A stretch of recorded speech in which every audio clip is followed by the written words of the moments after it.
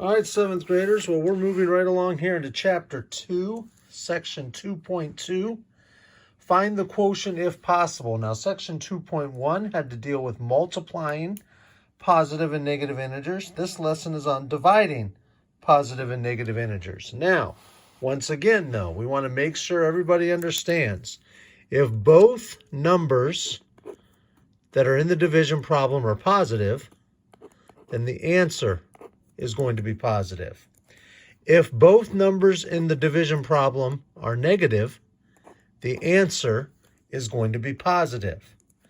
If one of the numbers is positive or if one is negative, and it doesn't matter which one is first, which one is second, it's going to be a negative answer.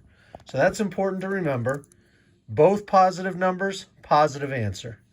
Both negative numbers, positive answer. First number positive, second number negative, or first number negative, second number positive. One of each, it's a negative answer. The actual multiplying and dividing are the same. And today, since it's find the quotient, it's dividing, as the quotient is what we call the answer to a division problem. Well, here we just have 14 divided by 2. Positive 14, positive 2. Two positive answers give a positive answer. Two positive numbers give a positive answer. 14 divided by 2 is 7. When I go to this one, here we got two negative numbers. Negative 32 divided by negative 4. Of course, we put the parentheses to separate the operational signs. I know that 32 divided by 4 is 8. Since both numbers are negative, my answer is going to be positive. 32 divided by 4 is negative 8. Moving right along. Negative 40 divided by negative 8. I know that 40 divided by 8 is 5. Since this is two negative numbers, I know my answer is going to be positive. Positive 5. 0 divided by negative 6. Now, I know when I divide something by 0, or if I take 0 and divide it by something, I'm just going to end up with 0. Negative 49 divided by 7. Sometimes your division problems are going to be written as fractions, as you well know. A fraction is just a fancy way of writing a division problem. Negative 49 divided by 7. Well, I know that 49 divided by 7 is 7. One number's negative, one number's positive, which means my answer is negative. 9 divided by 0. Now, depending on your calculator, some might say infinity. Some might say 0. Or it's not going to say 0, sorry. It might say error. Some might say infinity. But that's why we say if possible. Whenever you're dividing by 0, you can't take a number and divide something into groups of zeros. Okay? This is what we call not possible. That's a pretty generic term. It just means it cannot be solved. 21 divided by negative 3. Well, I know that 21 divided by 3 is 7. One number's positive, one number's negative. So my answer is going to be a negative 7. That's the basics behind dividing integers. Now, you're going to get one section on your assignment today that talks about evaluate the expression. So you're going to have to think about it in terms of order of operations. So we want to remember our order of operations. First, we do parentheses. That's followed by any exponents. We won't have any exponents today. Then that's followed by any multiplication or division, left to right. And then that's followed by any addition or subtraction, also left to right. Okay? So it's parentheses, exponents, multiply and divide left to right, add and subtract left to right for order of operations. Evaluate the expression. Well, there's no parentheses here. So I'm looking here. There's no exponents. So I'm going to multiply and divide left to right. Well, here's my first division sign. 16 divided by 4. Well, 16 divided by 4 is 4. So I'm going to replace that with a 4. Then I'm just going to go left to right because there's no multiplication. Negative 9 minus 4. Well, I'm losing 4, so it's just a bigger negative. Negative 9 minus 4 is going to equal negative 13. Negative 13 plus 7. I'm not adding enough to get to 0, so my answer I know is still going to be negative. My digits get smaller, so I can actually think of this as 13 minus 7, which is 6. But I know my answer is going to be negative 6. All right, next one in this section.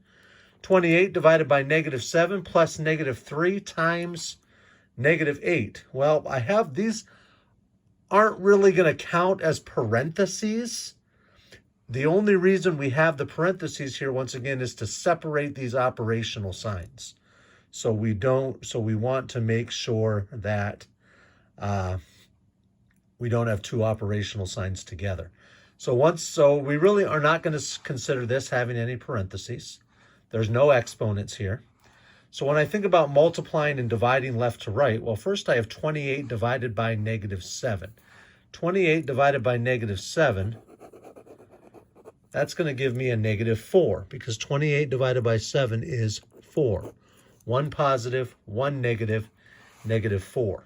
Okay? I'm going to skip over the addition sign. Negative 3 times negative 8. Well, negative 3 times negative 8 is a positive 24. Two negatives. 3 times 8 is 24. It's two negative numbers, so it's a positive answer. There's already a plus here, so I'm just going to put 24. Well, negative 4 plus 24. I can always flip an addition problem. I can think of this as 24 plus a negative 4. All right. When I add a negative, I can think of it as subtraction. So this is the same as 24 minus 4. And I know that 24 minus 4 is 20. Final answer. All right, last part for lesson 2.2, 7th grade. Evaluate the expression when a equals negative 18 and b equals negative 6. Once again, evaluate the expression when a equals negative 18 and b equals negative 6. Well, okay. So a, negative 18, b, negative 6. So this becomes negative 18. And try to hold that on there with my foot, I guess. Negative 18 divided by negative 6. Put that in parentheses to separate my operational signs. A negative divided by a negative is a positive. I know that 18 divided by 6 equals 3. And it's just going to be 3, because a negative and a negative make a positive answer. My final answer is 3. All right, a plus 6 divided by 3. Well, I know that a is negative 18, so I can replace this with a negative 18. Well, negative 18 plus 6, I'm not adding enough to get to 0. So I know it's going to be a negative answer, so I can think 18 minus 6, which is 12, but it's got to be a negative 12. So I can rewrite this as negative 12 over 3. That's a division problem when it's a fraction. Negative divided by a positive, I know it's going to be a negative answer. 12 divided by 3 is 4. So negative 12 divided by 3 equals negative 4. All right, moving right along. B squared over A plus 4 equals something. Well, B squared, I know that B equals negative 6. So negative 6 times negative 6 is going to be a positive 36, because two negative numbers make a positive. So that's 36. I know that A equals negative 18. Well, if I were to do 36 divided by 18, I would find that that would actually equal 2. 36 divided by 18 is 2. 18 times 2 is 36. But this is a positive. This is a negative. So I know that it has to be a negative 2. Negative 2 plus 4. I can flip an addition problem. I can think of this as 4 plus negative 2. When I add a negative, I know it's the same as subtraction. So I can think of this as 4 minus 2. And I know that 4 minus 2 equals 2. And that's my final answer. All right, talk to you later, 7th grade. This is Dividing Integers. Bye.